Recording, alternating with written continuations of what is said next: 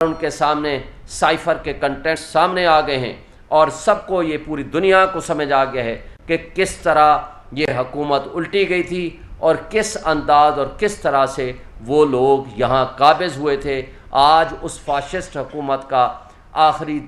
دن تھا، یعنی ان کے پرائم منسٹر صاحب کا، باقی تو 2 دن پہلے چلے گئے تھے۔ میں سمجھتا ہوں کہ یہ آج کم سے کم ہمیں اس حد تک چھٹکارا حاصل ہوا ہے اور ہم امید رکھتے ہیں کہ اگلے فری اینڈ فیئر الیکشن کرائیں۔ اور ان کے دوغلا پالیسی آپ دیکھیں،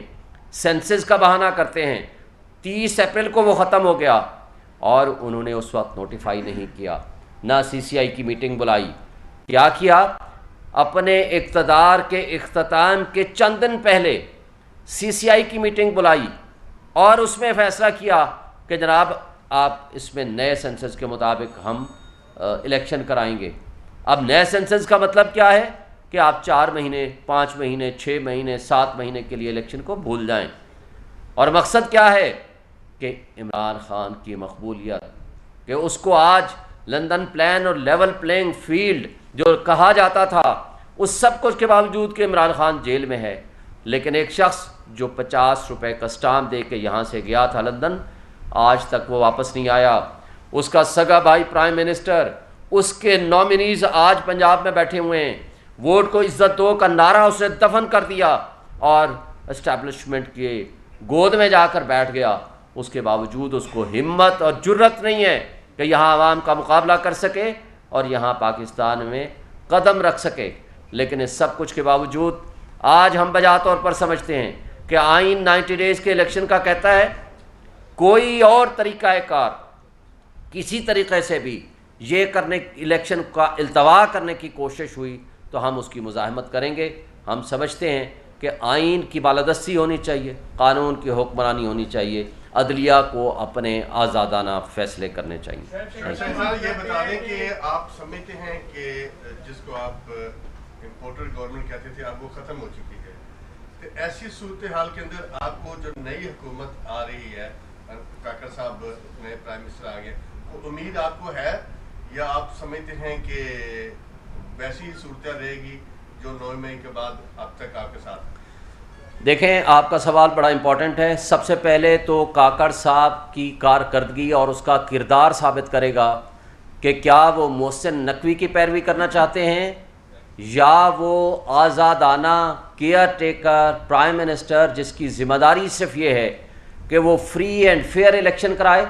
اس کی نظر میں تمام پولیٹیکل پارٹیز کو مواقع ملیں، لیول پلینگ فیلڈ ہو اور کسی کے ساتھ ظلم اور ناانصافی روا نہ رکھی جائے۔ یہ وقت ثابت کرے گا کہ کیا وہ تاریخ میں ایک متعصب، ایک پرائم منسٹر کے طور پر اور ایک غلط پرائم منسٹر کے طور پر اپنا نام لکھوانا چاہتے ہیں یا ایک بہتر نامور قسم کے پرائم منسٹر کے طور پر اپنا نام لکھوانا چاہتے ہیں۔ یہ آج پی ڈی ایم کی جماعتوں کی اشتراک سے اور راجہ ریاض جو سو کارڈ اپوزیشن لیڈر جو خود سوالی تھے، جن کے پاس پی ایم ایل این کی ٹکٹ کا وعدہ تھا، وہ بھی اب ان کو پہچانا جاتا ہے یا نہیں کیونکہ ان سے کام لے لیا گیا ہے۔ یہ الگ بات ہے مستقبل میں کیا ہوتا ہے،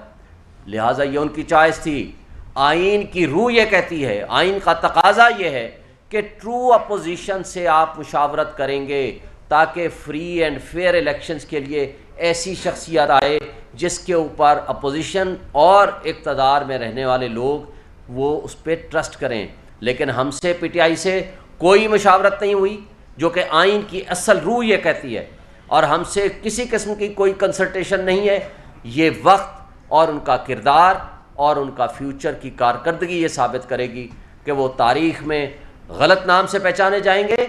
یا ایک اچھے نامور شخصیت کے طور پر سامنے آئیں گے۔ یہ وقت اور تاریخ فیصلہ کرے گا۔ صاحب یہ بتائیے گا کہ ایک طرف آپ بتا رہے ہیں کہ آپ کو ملنے نہیں دیا گیا، دوسرا آپ دیکھ رہے ہیں کہ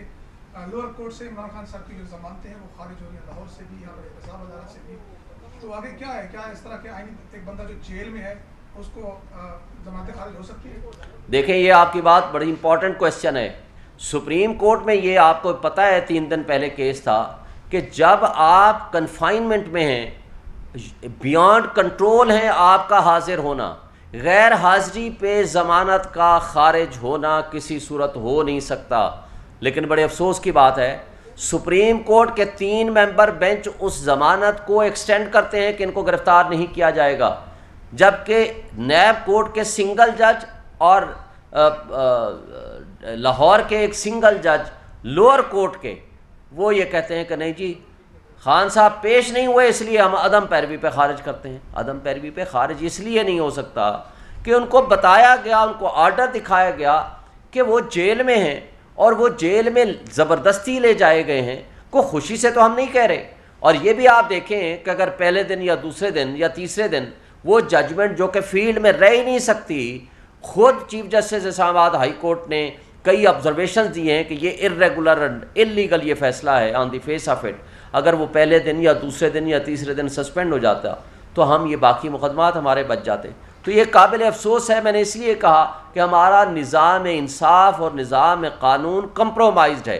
اس لیے اس طرح کے معاملات چل رہے ہیں۔ جی سر، اور کوئی؟ Thank you thank you sir.